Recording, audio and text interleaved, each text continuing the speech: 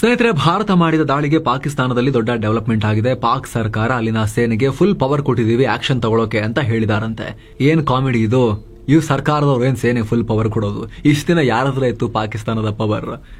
ಈ ಸೇನೆ ಹೆಂಗೆ ಅಂತ ಹೇಳಿದ್ರೆ ಪಾಕಿಸ್ತಾನದಲ್ಲಿ ಹೆಸರಿಗೆ ಮಾತ್ರ ಒಂದು ಸರ್ಕಾರ ಮುಂದೆ ಕೆಟ್ಕೊಂಡಿರುತ್ತೆ, ತೊಗಲುಗೊಂಬೆಗಳ ತರ.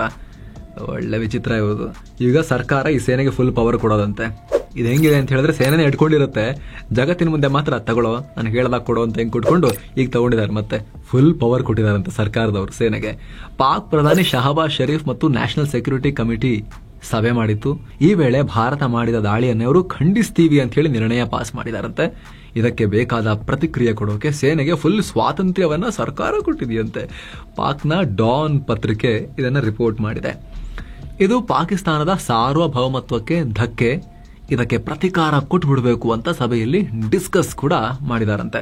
ಸ್ನೇಹಿತರೆ, ಗೊತ್ತಿರಲಿ, ಭಾರತ ಕೂಡ ಈಗ ಆಲ್ರೆಡಿ ಪಾಕಿಸ್ತಾನಕ್ಕೆ ಈ ವಾರ್ನಿಂಗ್ ಕೊಟ್ಟಿದೆ. ಒಂದು ವೇಳೆ ಪಾಕಿಸ್ತಾನ ಮತ್ತೇನಾದ್ರೂ ಬಾಲ ಬಿಚ್ಚೋಕು ಬಂದ್ರೆ ಆ ಬಾಲದ ಮೇಲೆ ಸುತ್ತಿಗೆಯಲ್ಲಿ ಹೊಡಿತೀವಿ ಅಂತ ಹೇಳಿ ಆಲ್ರೆಡಿ ಭಾರತ ವಾರ್ನಿಂಗ್ ಕೊಟ್ಟಿದೆ. ಆದ್ರೆ ಪಾಕ್ ಈಗ ಸೇನೆಗೆ ಫುಲ್ ಸ್ವಾತಂತ್ರ್ಯ ಕೊಟ್ಟಿದ್ದೀವಿ ಅಂತ ಹೇಳುವ ಮೂಲಕ ಸುಮ್ಮನೆ ಅಲ್ಲಿನ ಡೊಮೆಸ್ಟಿಕ್ ಆಡಿಯನ್ಸ್ಗೆ, ಆ ದೇಶದ ಒಳಗಿರೋ ಪ್ರೇಕ್ಷಕರಿಗೆ ಮನರಂಜಿಸೋಕೆ ಆ ರೀತಿ ಹೇಳಿಕೆಯನ್ನು ಕೊಡ್ತಾ ಇದ್ದಾರಾ, ಏನು ಮಾಡದೆ ಸುಮ್ಮನೆ ಇರ್ತಾರಾ, ಅಥವಾ ನಿಜಕ್ಕೂ ಬಾಲ ಬಿಚ್ಕೊಂಡು ಬಂದು ಮತ್ತೊಂದು ಬಾರಿ ಭಾರತದ ಕಾಲಿನಿಂದ ಬಾಲವನ್ನು ತುಳಿಸ್ಕೊಳ್ತಾರಾ ಅಂತ ನೋಡಬೇಕು. ಇನ್ನು ಭಾರತ ರಾಜತಾಂತ್ರಿಕವಾಗೂ ಕೂಡ ಸ್ಟ್ರಾಟಜಿ ಹೆಣಿತಾ ಇದೆ. ನೆರೆ ರಾಷ್ಟ್ರಗಳ ಎನ್ಎಸ್ಎಗಳೊಂದಿಗೂ ಕೂಡ ಮಾತುಕತೆಯಾಗಿದೆ. ರಾಷ್ಟ್ರೀಯ ಭದ್ರತಾ ಸಲಹೆಗಾರ ನಮ್ಮ ಎನ್ಎಸ್ಎ ಅಜಿತ್ ದೋವಲ್ ಚೀನಾದೊಂದಿಗೆ ಕಾಂಟ್ಯಾಕ್ಟ್ ಮಾಡಿದ್ದಾರೆ. ಚೀನಾ ವಿದೇಶಾಂಗ ಸಚಿವ ಜಿನ್ಪಿಂಗ್ರ ಆಪ್ತ ವಾಂಗ್ ಯಿ ಜೊತೆಗೇನೆ ನೇರವಾಗಿ ಡೈರೆಕ್ಟ್ ಕಾಲ್ನಲ್ಲಿ ಅಜಿತ್ ದೋವಲ್ ಮಾತನಾಡಿದ್ದಾರೆ. ಪರಿಸ್ಥಿತಿ ಬಗ್ಗೆ ಡಿಸ್ಕಷನ್ ಮಾಡಿದ್ದಾರೆ. ಇದೇ ವೇಳೆ ಇದನ್ನು ಎಸ್ಕಲೇಟ್ ಮಾಡೋ ಉದ್ದೇಶ ನಮಗಂತೂ ಇಲ್ಲ. ಒಂದು ವೇಳೆ ಪಾಕಿಸ್ತಾನ ಆಟ ಆಡಿದ್ರೆ ಅದಕ್ಕೆ ತಕ್ಕ ಪ್ರತಿಕ್ರಿಯೆ ಕೊಡೋಕೆ ನಾವಂತೂ ರೆಡಿ ಇದ್ದೀವಿ, ನಮ್ಮ ಫೋರ್ಸಸ್ ಎಲ್ಲದಕ್ಕೂ ತಯಾರಾಗಿ ನಿಂತ್ಕೊಂಡಿದ್ದಾರೆ ಅಂತ ಹೇಳಿದ್ದಾರೆ. ಅದರ ಉದ್ದೇಶ ಏನು ಅಂತ ಹೇಳಿದ್ರೆ, ನೆರೆ ರಾಷ್ಟ್ರ, ನಾವು ಇತ್ತೀಚೆಗೆ ಚೀನಾದೊಂದಿಗೆ ಸಂಬಂಧ ಸರಿ ಮಾಡ್ಕೊಳ್ತಾ ಇದೀವಿ, ಅವ್ರನ್ನ ವಿಶ್ವಾಸಕ್ಕೆ ತಗೊಳ್ಳೋ ಒಂದು ಪ್ರಯತ್ನ. ನಾವು ನೋಡಿ, ನಮಗೆ ಮಾಡಿದ್ರು ಪ್ರಾಬ್ಲಮ್, ವಾಪಸ್ ಅವರಿಗೆ ಒಂದು ಸರಿಯಾಗಿರೋ ಪಾಠ ಕಲಿಸ್ಬೇಕಾಗಿತ್ತು, ಹೊಡೆದಿದ್ದೀವಿ. ಇಷ್ಟಕ್ಕೆ ಸುಮ್ಮನಿದ್ರೆ ಓಕೆ, ಮತ್ತೆ ಬಂದ್ರೆ ನಾವು ಹೊಡಿತೀವಿ ಅಂತ ಇನ್ನೊಂದು ನೆರೆ ರಾಷ್ಟ್ರಕ್ಕೆ ಒಂದು ಇನ್ಫಾರ್ಮ್ಡ್ ಆಗಿ ಇಡುವಂತಹ ಪ್ರಯತ್ನ. ಜೊತೆಗೆ ಅಜಿತ್ ದೋವಲ್ ಫೋನ್ ಇಟ್ಟ ತಕ್ಷಣ ಈ ಪಾಕಿಗಳು ಏನ್ ಹೇಳಿದ್ರು ಅಂತ ಹೋಗ್ತಾರಲ್ಲ ಅವ್ರ ಹತ್ರ, ಅವಾಗ ಮೆಸೇಜ್ ಅಲ್ಲಿಗೂ ಪಾಸ್ ಆಗಲಿ ಅನ್ನೋ ಉದ್ದೇಶ ಕೂಡ ಇರ್ಬೋದು. ಏನೋ ಪಾಕಿಸ್ತಾನ ಒಂದು ಮಾತ್ರ ಮಾಡತ್ತಲ್ಲ, ಯಾವಾಗಲೂ ಕೂಡ ಗಡಿಲಿ ಆ ಕಡೆ ದೂರದಲ್ಲಿ ನಿಂತ್ಕೊಂಡು ಈ ಶೆಲ್ಲಿಂಗ್ ಮಾಡೋದು, ಸಣ್ಣ ಪುಟ್ಟ ತೋಪುಗಳ ಮೂಲಕ ಫೈರಿಂಗ್ ಮಾಡೋದು, ಅದನ್ನ ನಿರಂತರವಾಗಿ ಮಾಡ್ತಾ ಇದೆ. ಅಲ್ಲಿ ಹಳ್ಳಿಗರು ಮನೆಗೆಲ್ಲ ಡ್ಯಾಮೇಜ್ ಮಾಡಿದ್ದಾರೆ ಭಾರತ ಸೈಡ್ನಲ್ಲಿ. ಹೆಂಗಂದ್ರೆ ಫ್ರಸ್ಟ್ರೇಟ್ ಆಗಿ ಒಟ್ನಲ್ಲಿ ಎಲ್ಲಿಗೆ ಹಾರಿಸ್ತೀವೋ ಗೊತ್ತಿಲ್ಲ, ಒಟ್ನಲ್ಲಿ ಹಾರಿಸಬೇಕು, ಆ ರೀತಿ ಹಾರಿಸ್ತಾ ಇದ್ದಾರೆ ಮನ ಬಂದಂತೆ. ಅದಕ್ಕೆ ಪರಿಣಾಮವಾಗಿ LOCಯ ಭಾರತದ ಸೈಡ್ನ ಒಳಗಡೆ ನಮ್ಮ ನಾಗರಿಕರ ಒಂದಷ್ಟು ಮನೆಗಳೆಲ್ಲ ಡ್ಯಾಮೇಜ್ ಆಗಿದೆ, ಸಾವು ನೋವು ಕೂಡ ಆಗಿದೆ ನಾಗರಿಕರದು. ಪಾಕಿಸ್ತಾನಕ್ಕೂ ಸರಿಯಾಗಿ ಅಷ್ಟೇ ಪ್ರತಿಕ್ರಿಯೆನ ಭಾರತ ಅವ್ರು ಇಷ್ಟು ಫೋರ್ಸ್ ಯೂಸ್ ಮಾಡಿದ್ರೆ ನಾವು ಇನ್ನೊಂಚೂರು ಜಾಸ್ತಿ ಪ್ರತಿಯೊಂದರಲ್ಲೂ ಕೂಡ ನಾವು ಫೋರ್ಸ್ ಯೂಸ್ ಮಾಡಿ ಆ ಕಡೆಗೂ ಕೂಡ ನಾವು ಹಾರಿಸಿದ್ದೀವಿ. ಆ ಕಡೆ ಸಿಕ್ಕಾಪಟ್ಟೆ ಡ್ಯಾಮೇಜಸ್ ಆಗಿದೆ. ಹಲವು ಪಾಕ್ನ ಪೋಸ್ಟ್ಗಳೇ ಧ್ವಂಸ ಆಗಿ ಹೋಗಿದಾವೆ ಅನ್ನೋ ಮಾಹಿತಿ ಬರ್ತಾ ಇದೆ. ಮತ್ತೊಂದು ಕಡೆ ಪೂಂಚ್ನ ಸಿಖ್ಖರ ಗುರುದ್ವಾರದ ಮೇಲೂ ಕೂಡ ಪಾಕಿಗಳು ದಾಳಿ ಮಾಡಿರೋ ರಿಪೋರ್ಟ್ಸ್ ಬರ್ತಾ ಇದೆ. ಈ ದಾಳಿಯಲ್ಲಿ 3 ಸಿಖ್ ಗುರುಗಳು ಪ್ರಾಣ ಕಳ್ಕೊಂಡಿದ್ದಾರೆ ಅಂತಲೂ ಹೇಳಲಾಗ್ತಿದೆ. ಹೀಗಾಗಿ ಜಮ್ಮು ಕಾಶ್ಮೀರದ ಗಡಿ ಜಿಲ್ಲೆಗಳಲ್ಲಿ ಕಟ್ಟೆಚ್ಚರ ಸಾರಲಾಗಿದೆ. ಜಮ್ಮು ಕಾಶ್ಮೀರ ಸಿಎಂ ಒಮರ್ ಅಬ್ದುಲ್ಲಾ ಗಡಿ ಜಿಲ್ಲೆಗಳ ಜಿಲ್ಲಾಧಿಕಾರಿಗಳೊಂದಿಗೆ ತುರ್ತು ಮೀಟಿಂಗ್ ನಡೆಸಿದ್ದಾರೆ. ಪ್ರತಿ ಜಿಲ್ಲೆಗೂ ತುರ್ತಾಗಿ 5 ಕೋಟಿ ವಿಪತ್ತಿನ ದುಡ್ಡನ್ನ ರಿಲೀಸ್ ಮಾಡಿದ್ದಾರೆ. ಸಾಲು ಆಂಬ್ಯುಲೆನ್ಸ್ ಗಳನ್ನ ಕಳಿಸಲಾಗ್ತಾ ಇದೆ. ಹೆವಿ ಶೆಲ್ಲಿಂಗ್ ಆಗ್ತಿರೋ ಕಾರಣಕ್ಕೆ LOCಗೆ ಹತ್ತಿರ ಇದ್ದ ಗ್ರಾಮಗಳಿಂದ ಜನರನ್ನ ಮೂವ್ ಮಾಡಲಾಗ್ತಿದೆ. ಏನು, ಜಮ್ಮು ಕಾಶ್ಮೀರದಲ್ಲಿ ಸದ್ಯ ಭಾರಿ ಕಟ್ಟೆಚ್ಚರ ವಹಿಸಲಾಗಿದೆ. ಪ್ಯಾರಾಮಿಲಿಟರಿ ಫೋರ್ಸ್ ಫುಲ್ ಅಲರ್ಟ್ ನಲ್ಲಿದೆ. ಆಪರೇಷನ್ ಸಿಂಧೂರ್ ನಡೀತಿದ್ದ ಹಾಗೆ ಜಮ್ಮು ಕಾಶ್ಮೀರದ ಸದ್ಯದ ಪರಿಸ್ಥಿತಿ ಬಗ್ಗೆ ಅಲ್ಲಿನ ಸಿಎಂ ಒಮರ್ ಅಬ್ದುಲ್ಲಾ ಪ್ರತಿಕ್ರಿಯೆ ಕೊಟ್ಟಿದ್ದಾರೆ. ಸದ್ಯ ಯಾರೂ ಭಯಪಡೋ ಅಗತ್ಯ ಇಲ್ಲ, ಅಗತ್ಯ ಸರಕುಗಳ ಪೂರೈಕೆ ಆಗ್ತಾ ಇದೆ. ಆಸ್ಪತ್ರೆಗಳಲ್ಲಿ, ಬ್ಲಡ್ ಬ್ಯಾಂಕ್ ಅಲ್ಲಿ ಬ್ಲಡ್ ಸೇರಿದ ಹಾಗೆ ಎಲ್ಲ ರೀತಿಯ ವ್ಯವಸ್ಥೆ ರೆಡಿ ಇದೆ. ಜಮ್ಮು ಕಾಶ್ಮೀರದಲ್ಲಿ ಎಲ್ಲ ಹೈವೇಗಳು ಕೂಡ ಓಪನ್ ಇವೆ, ಸಂಚಾರಕ್ಕೆ ಯಾವುದೇ ಸಮಸ್ಯೆ ಇಲ್ಲ ಅಂತ ಒಮರ್ ತಿಳಿಸಿದ್ದಾರೆ.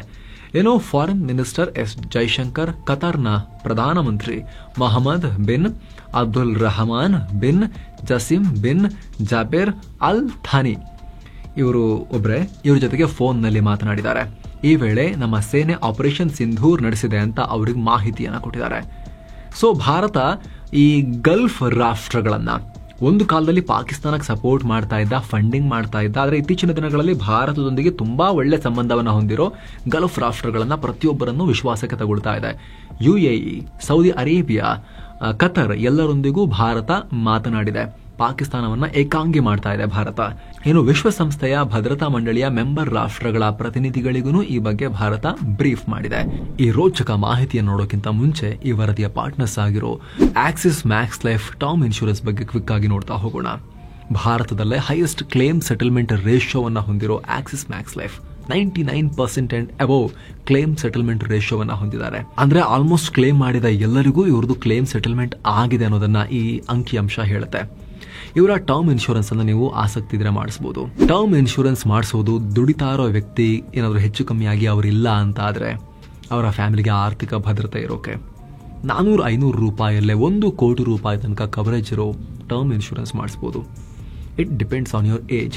ನೀವು ಯಂಗ್ ಏಜ್ ನಲ್ಲಿ ಮಾಡಿಸಿದ್ರೆ ಪ್ರೀಮಿಯಂ ಕಮ್ಮಿ ಇರುತ್ತೆ, ಏಜ್ ಜಾಸ್ತಿ ಆಗ್ತಾ ಹೋದಾಗೂ ಕೂಡ ಪ್ರೀಮಿಯಂ ಜಾಸ್ತಿ ಆಗುತ್ತೆ. ಸೊ ಡಿಸ್ಕ್ರಿಪ್ಷನ್ ಅಲ್ಲಿ ಪಿನ್ ಮಾಡಿರೋ ಕಾಮೆಂಟ್ ನಲ್ಲಿ ಲಿಂಕ್ ಇದೆ, ಕ್ಲಿಕ್ ಮಾಡೋ ಮೂಲಕ ನೀವು ನಿಮ್ಮ ಫ್ಯಾಮಿಲಿಗೆ ಆರ್ಥಿಕ ಭದ್ರತೆಯನ್ನ ಒದಗಿಸಬಹುದು. ನಿಮಗೆ ಬೇಕಾದ ರೀತಿ ಪ್ಲಾನ್ ಅನ್ನ ಕಸ್ಟಮೈಸ್ ಮಾಡಿಕೊಂಡು. ಡಿಸ್ಕ್ರಿಪ್ಷನ್ ಅಲ್ಲಿ ಪಿನ್ ಕಾಮೆಂಟ್ ನಲ್ಲಿ ಲಿಂಕ್ ಇದೆ. ಬನ್ನಿ ಈಗ ವರದಿಯಲ್ಲಿ ಮುಂದುವರಿಯೋಣ. ಈ ಮಿಲಿಟರಿ ಆಪರೇಷನ್ಗೆ ಈಗ ಬ್ರಿಟನ್ ಕೂಡ ರಿಯಾಕ್ಟ್ ಮಾಡಿದೆ. ಭಾರತ ಪಾಕಿಸ್ತಾನ ನಡುವಿನ ಡೈಲಾಗ್ಗೆ ಅಂದ್ರೆ ಮಾತುಕತೆಗೆ ಸಪೋರ್ಟ್ ಮಾಡ್ತೀವಿ, ಡಿ ಎಸ್ಕಲೇಷನ್ಗೆ ಸಪೋರ್ಟ್ ಮಾಡ್ತೀವಿ ಅಂತ ಬ್ರಿಟನ್ ಹೇಳಿದೆ. ಇರೋ ಸ್ನೇಹಿತರೆ, ದೇಶದ ಒಳಗೆ ಹಾಗೂ ಗಡಿಯಲ್ಲಿ ಭಾರಿ ಕಟ್ಟೆಚ್ಚರ ವಹಿಸಲಾಗ್ತಾ ಇದೆ.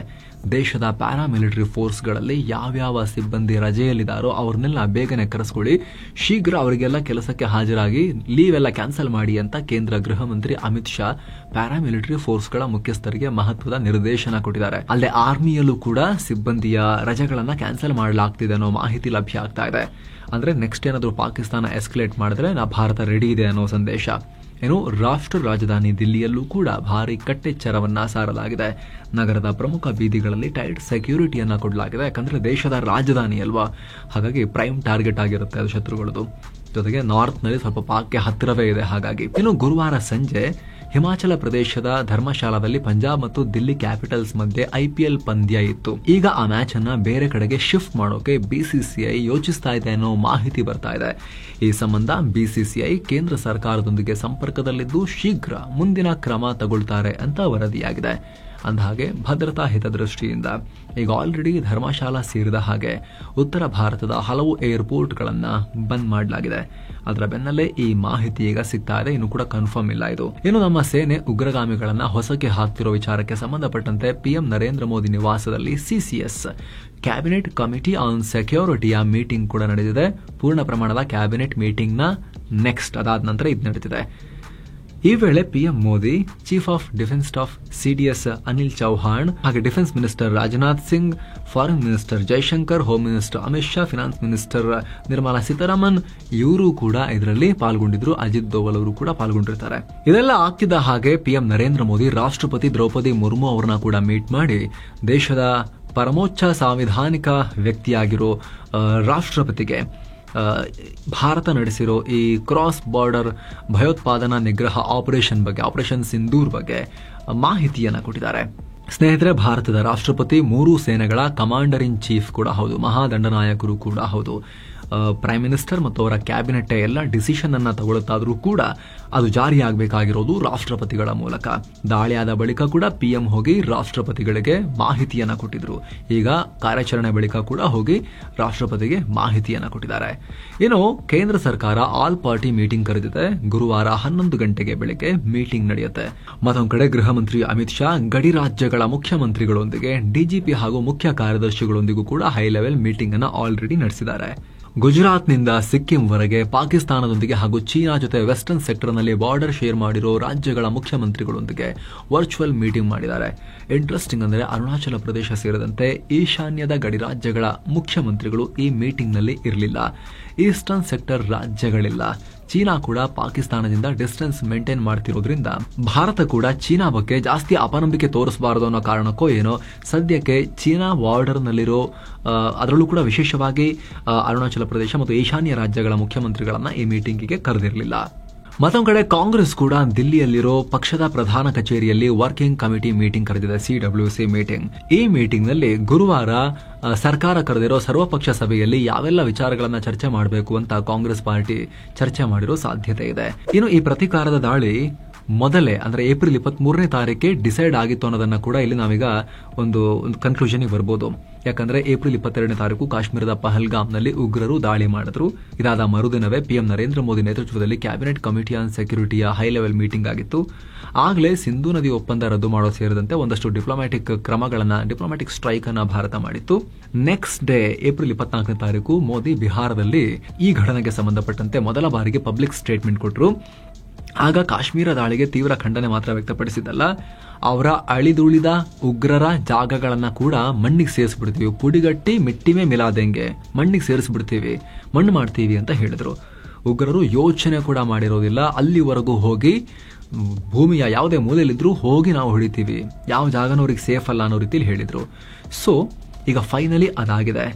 ಇದನ್ನೆಲ್ಲ ನೋಡ್ತಾ ಇದ್ರೆ ಸರ್ಕಾರ ಅವತ್ತೇ ಡೀಪ್ ಇನ್ಸೈಡ್ ಪಾಕಿಸ್ತಾನ್, ಪಂಜಾಬ್ನ ಒಳಗಡೆ 100 ಕಿಲೋಮೀಟರ್ ಪಾಕಿಸ್ತಾನದ ಒಳಗೂ ಹೋಗಿ, ಬಹವಲ್ಪುರ್ಗೂ ಹೋಗಿ, ಮುರಿದ್ಕೆಗೂ ಹೋಗಿ, ಪಾಕಿಸ್ತಾನದ ಉಗ್ರ ಸಣ್ಣ ಪುಟ್ಟ ನೆಲೆಗಳು ಮಾತ್ರ ಅಲ್ಲ, ಟ್ರೈನಿಂಗ್ ಸೆಂಟರ್ಗಳು ಮಾತ್ರ ಅಲ್ಲ, ಹೆಡ್ ಕ್ವಾರ್ಟರ್ಗಳನ್ನೇ LET ಮತ್ತು JEMನ ಹೆಡ್ ಕ್ವಾರ್ಟರ್ಗಳನ್ನೇ ಹೊಡೆದು ಹಾಕಬೇಕು ಅಂತ ಅವತ್ತೇ ಡಿಸೈಡ್ ಮಾಡಿತ್ತು ಅನ್ನೋದು ಈಗ ಸ್ಪಷ್ಟ ಆಗ್ತಾ ಇದೆ. ಅದನ್ನ ಜಾರಿ ಮಾಡೋಕೆ ಪ್ಲಾನಿಂಗ್ ಅಂಡ್ ಎಕ್ಸಿಕ್ಯೂಷನ್ ಅನ್ನ ಡಿಸೈನ್ ಮಾಡೋಕೆ ಇಲ್ಲಿವರೆಗೂ ಟೈಮ್ ತಗೊಂಡಿದ್ರು ಅನ್ನೋದು ಇವಾಗ ಒಂದು ಕನ್ಕ್ಲೂಷನ್ ನಾವು ಬರಬಹುದು. ಆಪರೇಷನ್ ಸಿಂಧೂರ್ ನಡೀತಿರೋ ಹೊತ್ತಲ್ಲೇ ವಿದೇಶಾಂಗ ಕಾರ್ಯದರ್ಶಿ ವಿಕ್ರಮ್ ಮಿಶ್ರಿ ಒಂದು ಇಂಪಾರ್ಟೆಂಟ್ ಸ್ಟೇಟ್ಮೆಂಟ್ ಕೊಟ್ಟಿದ್ದಾರೆ. ಭಾರತದ ಮೇಲೆ ಇನ್ನೂ ಹೆಚ್ಚಿನ ಉಗ್ರ ದಾಳಿಗಳನ್ನು ನಡೆಸೋಕೆ ಪಾಕ್ ಪ್ಲಾನ್ ಮಾಡಿಕೊಂಡಿದೆ. ಉಗ್ರರಿಗೆ ಪಾಕ್ ಸುರಕ್ಷಿತ ಜಾಗ ಆಗಿದೆ, ನಮಗೆ ಗುಪ್ತಚರ ಮಾಹಿತಿ ಇದೆ, ಅಂತ ದಾಳಿಗಳನ್ನ ತಡೆಯೋಕೆ ಇಂಥ ಆಪರೇಷನ್ ಅಗತ್ಯವಾಗಿತ್ತು. ಹಾಗಾಗಿ ನಾವು ಮೂಲಕ್ಕೇನೆ ಹೊಡೆಯೋಣ ಅಂತ ಹೇಳಿ ಈ ಸಲ ಡಿಸೈಡ್ ಮಾಡಿದ್ವಿ ಅಂತ ವಿಕ್ರಮ್ ಮಿಶ್ರಿ ಹೇಳಿದ್ರು. ಇನ್ನು ನಮ್ಮ ಸೇನೆಯ ಆಪರೇಷನ್ ಸಿಂಧೂರ್ಗೆ ವಿಪಕ್ಷಗಳು ಕೂಡ ನಾವು ಸರ್ಕಾರದೊಂದಿಗಿದ್ದೀವಿ ಅಂತ ಹೇಳಿದ್ದಾರೆ, ಶ್ಲಾಘನೆ ವ್ಯಕ್ತಪಡಿಸಿದ್ದಾರೆ. ಪಶ್ಚಿಮ ಬಂಗಾಳ ಸಿಎಂ ಮಮತಾ ಬ್ಯಾನರ್ಜಿ, ಸಮಾಜವಾದಿ ಪಾರ್ಟಿಯ ಅಖಿಲೇಶ್ ಯಾದವ್, ಮಾಯಾವತಿ ಕೂಡ ಸೇನೆಯ ಬಿಗ್ ಆಪರೇಷನ್ಗೆ ಮೆಚ್ಚುಗೆ ವ್ಯಕ್ತಪಡಿಸಿದ್ದಾರೆ. ಕರ್ನಾಟಕ ಮುಖ್ಯಮಂತ್ರಿ ಸಿದ್ದರಾಮಯ್ಯ ಕೂಡ ರಿಯಾಕ್ಟ್ ಮಾಡಿದ್ದಾರೆ. ಇವ್ರದ್ದು ಸ್ವಲ್ಪ ಇವತ್ತು ಮತ್ತೆ ಅಗೇನ್ ಟ್ರೋಲ್ ಆಗಿದ್ದಾರೆ. ಇವರು ಏನಾಗಿದೆ ಅಂದ್ರೆ, ಸಾಮಾನ್ಯವಾಗಿ ಸಿದ್ದರಾಮಯ್ಯನವರು ಹಣೆ ಕುಂಕುಮ ಇಡೋದಿಲ್ಲ. ಅವರು ಈ ಹಿಂದೆ ಒಂದ್ಸಲ ಕುಂಕುಮ ಇಡಲ್ಲ ಅಂತ ಹೇಳಿ ವಿವಾದ ಕೂಡ ಆಗಿತ್ತು. ಇವತ್ತು ದಪ್ಪ ಕುಂಕುಮ ಇಟ್ಕೊಂಡು ಸಿಂಧೂರ ಇಟ್ಕೊಂಡು ಬಂದಿದ್ರು. ಓಕೆ, ಒಂದು ಸಿಂಬಲಿಸಮ್ ಇರಬಹುದು, ಆದರೆ ಸಿದ್ದರಾಮಯ್ಯನವರ ಆ ರೀತಿ ಹಿನ್ನೆಲೆ ಇದ್ದ ಕಾರಣಕ್ಕಾಗಿ ಮೊನ್ನೆ ಅವರು ಯುದ್ಧ ಬೇಕಾಗಿಲ್ಲ ನಮಗೆ ಅಂತೆಲ್ಲ ಹೇಳಿದ್ರಲ್ಲ, ಸ್ವಲ್ಪ ನಮ್ಮ ಶಾಂತಿ ಬಯಸೋರು ಅಂತ. ಅದು ಪಾಕಿಸ್ತಾನದಲ್ಲೆಲ್ಲ ವಿಡಿಯೋ ಶೇರ್ ಆಗಿತ್ತಲ್ಲ, ಕರ್ನಾಟಕದ ಇಂಪಾರ್ಟೆಂಟ್ ರಾಜ್ಯದ ಮುಖ್ಯಮಂತ್ರಿ ಹಿಂಗೆ ಹೇಳ್ತಿದ್ದಾರೆ ಅಂತ ಹೇಳಿ ಪಾಕ್ನ ಮಿನಿಸ್ಟರ್ಗಳು, ರಾಜಕಾರಣಿಗಳೆಲ್ಲ ಶೇರ್ ಮಾಡಿದ್ರಲ್ಲ. ಸೊ ಈ ಬ್ಯಾಕ್ ಡ್ರಾಪ್ ಇತ್ತಲ್ಲ, ಆ ಹಿನ್ನೆಲೆಯಲ್ಲಿ ಸಿದ್ದರಾಮಯ್ಯ ಏನೋ ಪ್ರೂವ್ ಮಾಡ್ಕೊಳಕ್ ಟ್ರೈ ಮಾಡ್ತಿದ್ದಾರೆ ಅನ್ನೋ ರೀತಿಯಲ್ಲಿ ಸಿಂಧೂರ ಹಿಡ್ಕೊಂಡ್ ಬಂದಿದ್ರು. ಅಗೇನ್ ಟ್ರೋಲ್ ಆದ್ರು ಮತ್ತೆ ಇವತ್ತು. ಆದ್ರೆ ಇವತ್ತು ಅವ್ರು ಕೊಟ್ಟಿರೋ ಹೇಳಿಕೆ ಇದೆಯಲ್ಲ, ಪಾಸಿಟಿವ್ ಆಗಿ ಮಾತನಾಡಿದ್ದಾರೆ. ಇದು ಗಾಂಧಿ ಬಸವಣ್ಣರ ಕಾಲ ಅಲ್ಲ, ಈಗ ಕಾಲ ಬದಲಾಗಿದೆ. ಅವರು ಕಾಲಕ್ಕೆರೆದು ಜಗಳಕ್ಕೆ ಬಂದ್ರೆ ನಾವು ಸುಮ್ಮನೆ ಇರೋಕ್ ಆಗತ್ತಾ ಅನ್ನೋ ಪ್ರಶ್ನೆಯನ್ನ ಕೇಳಿದ್ದಾರೆ. ಅಲ್ಲದೆ ಆಪರೇಷನ್ ಸಿಂಧೂರ್ ಪಾಕಿಸ್ತಾನಕ್ಕೆ ಎಚ್ಚರಿಕೆಯ ಗಂಟೆ. ಬರೀ ಪಾಕ್ ಅಲ್ಲ, ಭಾರತವನ್ನ ಕೆಣಕೋ ಎಲ್ಲ ನೆರೆಯ ರಾಷ್ಟ್ರಗಳಿಗೂ ಇದು ಎಚ್ಚರಿಕೆ. ಅಮಾಯಕರ ಸಾವಿಗೆ ನಮ್ಮ ಸೇನೆ ನ್ಯಾಯವನ್ನ ಕೊಡಿಸಿದೆ, ತುಂಬಾ ಹೆಮ್ಮೆಯಾಗ್ತಿದೆ ಅಂತ ಹೇಳಿದ್ದಾರೆ. ಆದ್ರೆ ಓವರ್ ಆಲ್ ಸಿದ್ದರಾಮಯ್ಯನವರು ತುಂಬಾ ತಮ್ಮ ತಾವು ಪ್ರೂವ್ ಮಾಡ್ಕೊಳ್ಳೋಕೆ ಟ್ರೈ ಮಾಡ್ದಂಗೆ ಕಾಣಿಸ್ತಾ ಇತ್ತು. ಎಲ್ರಿಗೂ ಗೊತ್ತು ಸಿದ್ದರಾಮಯ್ಯ ಅವರ ದೇಶದ್ರೋಹಿನ, ಹಂಗೆಲ್ಲ ಯೋಚನೆ ಮಾಡೋಕ್ಕಾಗಲ್ಲ. ನಮ್ಮ ರಾಜ್ಯದ ಮುಖ್ಯಮಂತ್ರಿ ಅವರು ದೇಶವನ್ನ ಪ್ರೀತಿಸ್ತಾರೆ. ಆದ್ರೆ ಕೆಲವೊಂದ್ಸಲ ಹೇಳಿಕೆ ಕೊಡ್ಬೇಕಾದ್ರೆ ಕೇರ್ಫುಲ್ ಆಗಿರ್ಬೇಕಾಗತ್ತೆ. ಅಂತ ವಿಚಾರದಲ್ಲಿ ದಾರಿಲಿ ಓಕೆ, ಪತ್ರಕರ್ತರು 1000 ಪ್ರಶ್ನೆ ಕೇಳ್ತಾರೆ. ಎಲ್ಲ ಸಂದರ್ಭದಲ್ಲಿ ಎಲ್ಲ ಪ್ರಶ್ನೆಗಳಿಗೂ ಉತ್ತರ ಕೊಡ್ತಾನೆ ಹೋಗ್ಬೇಕು ಅಂತಿಲ್ಲ. ಕೊಟ್ಟರು ಕೂಡ ಯಾವ ಸಂದರ್ಭಕ್ಕೆ ಏನು ಉತ್ತರ ಕೊಡಬೇಕು ಅಂತ ಯೋಚನೆ ಮಾಡಬೇಕಾಗತ್ತೆ. ಈ ತರ ಪಾಕಿಸ್ತಾನ ನಡುವೆ ಈ ತರ ಸಂಘರ್ಷದ ವಾತಾವರಣ ಇದೆಯಲ್ಲ, ಯುದ್ಧ ಆಗುತ್ತೋ ವಾತಾವರಣ ಇದೆಯಲ್ಲ ಅಂತ ಕೇಳಿದಾಗ ಇವರೇನು ಹೇಳಿಕೆ ಕೊಡಲ್ಲ, ಇದಕ್ಕೆ ಸಂಬಂಧಪಟ್ಟಂತೆ ನಾನು ಇದು ಸೂಕ್ಷ್ಮ ವಿಚಾರ ಅಂತ ಹೇಳಿದ್ರು ನಡೀತಾ ಇರ್ತಿತ್ತು. ಇದ್ರ ಬಗ್ಗೆ ಮಾತಾಡೋಕ್ಕೆ ಜಾಗ ಅಲ್ಲ ಅಂತ ಹೇಳಿದ್ರು ನಡೀತಾ ಇರ್ತಿತ್ತು. ಸುಮ್ಮನೆ ಆ ಥರದೆಲ್ಲ ಹೇಳಿಕೆ ಕೊಟ್ಕೊಂಡು ಸುಮ್ಮನೆ ಟ್ರೋಲ್ ಆಗೋ ಅವಶ್ಯಕತೆ ಎಲ್ಲ ಇರಲಿಲ್ಲ. ಹೇಗೇನು ಇವತ್ತು ಒಂಥರ ತುಂಬ ಟ್ರೈ ಮಾಡ್ತಿರೋರ ಥರ ಅವರು ಬೇರೆ ಬೇರೆ ಪ್ರಯತ್ನಗಳನ್ನು ಪಟ್ಟಂಗೂ ಕೂಡ ಅನ್ನಿಸ್ತು. ಅದು ಬೇಕಾಗಿರಲಿಲ್ಲ. ಸ್ನೇಹಿತರೆ, ಸಿದ್ದರಾಮಯ್ಯನವರಾಗಿರಲಿ, ಮೋದಿಯವರಾಗಿರಲಿ, ಖರ್ಗೆ ಅವರಾಗಿರಲಿ, ಅಮಿತ್ ಶಾ ಅವರಾಗಿರಲಿ, ಪೊಲಿಟಿಕಲ್ ಪಾರ್ಟಿ ಅಂದಾಗ ಜಗಳ ಆಡೋದು ಬೇರೆ. ಆದರೆ ಯಾರು ನಿಮಗನ್ಸುತ್ತಾ ದೇಶದ ವಿರುದ್ಧ ಏನಾದರೂ ಬಯಸ್ತಾರೆ ಅಂತ? ಇಲ್ಲ. ಬಟ್ ಅದೇ ಮಾತಾಡ್ಬೇಕಾದ್ರೆ ಕೇರ್ಫುಲ್ ಆಗಿರಬೇಕು. ಸ್ಥಳೀಯ ರಾಜಕಾರಣವನ್ನ, ಲೋಕಲ್ ರಾಜಕಾರಣವನ್ನ, ವೋಟ್ ಬ್ಯಾಂಕ್ ಲೆಕ್ಕಾಚಾರಗಳನ್ನ ಬದಿಗಿಟ್ಟು ಮಾತಾಡಬೇಕು ಅಷ್ಟೇ. ಇನ್ನು ಪಹಲ್ಗಾಮ್ ಕಡೆಗೆ ಜಾಸ್ತಿ ತಲೆನೇ ಕೆಡಿಸ್ಕೊಳ್ಳೋದ ವಿಶ್ವಸಂಸ್ಥೆ, ಕೈಲಾಗದ ವಿಶ್ವಸಂಸ್ಥೆ, ಬರೀ ಒಂದಷ್ಟು ಅಯ್ಯೋ ಬೇಜಾರಾಯ್ತು ನನಗೆ ಅಂತ ಹೇಳಿ ನಾಟಕ ಮಾಡಿ ಸುಮ್ಮನೆ ಕೂತಿದ್ದ ವಿಶ್ವಸಂಸ್ಥೆ, ಪಾಕ್ನಲ್ಲಿ ಏರ್ ಸ್ಟ್ರೈಕ್ ಆದ ಬೆನ್ನಲ್ಲೇ ಎದ್ನೋ ಬಿದ್ನೋ ಅಂತ ಮಲ್ಕೊಂಡಿದ್ದ ವಿಶ್ವಸಂಸ್ಥೆ ಎದ್ದು ಬಟ್ಟೆಯನ್ನ ಸಿಕ್ಕಿಸ್ಕೊಂಡು ಓಡ್ ಬಂದಿದೆ ಮೇಲೆ ಮತ್ತೆ ಕೆಳಗಡೆ. ಪರಿಶೀಲನೆ ಮಾಡೋಕೆ ಹೋಗಿದೆ. ಅಲ್ಲಿನ ಮುಜಫರಾಬಾದ್ನಲ್ಲಿ ದಾಳಿ ಒಳಗಾಗಿರೋ ಜಾಗಕ್ಕೆ ಭೇಟಿ ನೀಡಿ ಪರಿಶೀಲನೆ ಮಾಡಿದ್ದಾರೆ ಅನ್ನೋ ರಿಪೋರ್ಟ್ಸ್ ಎಲ್ಲ ಬರ್ತಾ ಇದಾವೆ. ಇನ್ನು ಆಪರೇಷನ್ ಸಿಂಧೂರ್ ಬೆನ್ನಲ್ಲೇ ಪಾಕ್ ಷೇರು ಮಾರ್ಕೆಟ್ ಕೂಡ ಉದುರು ಹೋಗಿದೆ. ಪಾಕಿಸ್ತಾನದಲ್ಲೊಂದು ಸ್ಟಾಕ್ ಎಕ್ಸ್ಚೇಂಜ್ ಇಟ್ಕೊಂಡಿದ್ದಾರೆ. ಇದೆ ಅಲ್ಲಿ ಸಣ್ಣ ಪುಟ್ಟ ಸಾಮಾನೆಲ್ಲ ಮಾರುವಂಥ ಕಂಪನಿಗಳದ್ದು ಒಂದು ಸ್ಟಾಕ್ ಎಕ್ಸ್ಚೇಂಜ್ ಇದೆ ಅಲ್ಲಿ. ಒಂದೇ ದಿನ 6,500 ಪಾಯಿಂಟ್ಸ್ ಬಿದ್ದಿದೆ. ಹತ್ತತ್ರ 6% ಕೊಲ್ಯಾಪ್ಸ್ ಆಗಿದೆ. ಇದು ಪಾಕ್ನಲ್ಲಿ ಐತಿಹಾಸಿಕ ಕುಸಿತ. ಟ್ರಂಪ್ ಟ್ಯಾರಿಫ್ ಅನೌನ್ಸ್ ಮಾಡಿದಾಗ 8,700 ಪಾಯಿಂಟ್ ಬಿದ್ದಿತ್ತು. ಅದು ಬಿಟ್ರೆ ಇದೇ ಅತಿ ದೊಡ್ಡ ಕುಸಿತ. ಮೊದಲೇ ಪಾಕ್ ಆರ್ಥಿಕತೆ ದಿವಾಳಿ, ಈಗ ಮಾರ್ಕೆಟ್ ಕೂಡ ಪೂರ್ತಿ ದಿವಾಳಿ ಆಗ್ತಾ ಇದೆ. ಆದ್ರೆ ಭಾರತದ ಮಾರ್ಕೆಟ್ ನಲ್ಲಿ ಬಹಳ ದೊಡ್ಡ ಏರಿಳಿತ ಏನು ಇಲ್ಲ, ಕಾಮ್ನೆಸ್ ಇತ್ತು. ಇತ್ತೀಚೆಗೆ ತುಂಬಾ ರೈಸ್ ಆಗಿತ್ತಲ್ಲ, ಇವತ್ತೊಂದು 80 ಪಾಯಿಂಟ್ ಅಷ್ಟೇ ಇತ್ತು. ಫ್ಲಾಟ್ ಅಂತ ಹೇಳ್ತಾರೆ ಅದನ್ನ, ಕುಸಿತ ಅಂತೇನು ಹೇಳಲ್ಲ. 80 ಪಾಯಿಂಟ್ನೆಲ್ಲ ಫ್ಲಾಟ್ ಆಗಿತ್ತು. ಸ್ನೇಹಿತರೆ, ಈ ಕ್ಷಣದ ಅಪ್ಡೇಟ್ ಅನ್ನ ಕೊಡುವಂತ ಪ್ರಯತ್ನ ಮಾಡಿದೀವಿ. ಏನೇ ಲೇಟೆಸ್ಟ್ ಅಪ್ಡೇಟ್ ಬಂದರೂ ಕೂಡ ತಲುಪಿಸ್ತಾನೆ ಇರ್ತೀವಿ. ಸಬ್ಸ್ಕ್ರೈಬ್ ಮಾಡಿಲ್ಲ ಅಂದ್ರೆ ಸಬ್ಸ್ಕ್ರೈಬ್ ಮಾಡಿ, ಪಕ್ಕದ ಬೆಲ್ ಐಕಾನ್ ಮೇಲೆ ಕ್ಲಿಕ್ ಮಾಡೋದನ್ನ ಯಾವುದೇ ಕಾರಣಕ್ಕೂ ಮರಿಬೇಡಿ. ಆಗ್ಲೇ ಹೇಳಿದ ಟರ್ಮ್ ಇನ್ಶೂರೆನ್ಸ್ ಪ್ಲಾನ್ಗಳ ಬಗ್ಗೆ ಆಸಕ್ತಿ ಇದ್ರೆ, ನಿಮ್ಮ ಫ್ಯಾಮಿಲಿಗೆ ಆರ್ಥಿಕ ಭದ್ರತೆಯನ್ನು ಒದಗಿಸೋಕೆ ನಿಮಗೆ ಆಸಕ್ತಿ ಇದ್ರೆ, ಡಿಸ್ಕ್ರಿಪ್ಷನ್ ಅಲ್ಲಿ ಪಿನ್ ಮಾಡಿರೋ ಕಾಮೆಂಟ್ ನಲ್ಲಿ ಲಿಂಕ್ ಇದೆ. ಒಂದು ರಿಮೈಂಡರ್, ಆಸಕ್ತರು ಮಿಸ್ ಮಾಡದೆ ಚೆಕ್ ಮಾಡಿ. ಮತ್ತೆ ಭೇಟಿ ಆಗ್ತಿರೋಣ. ನಮಸ್ತೆ.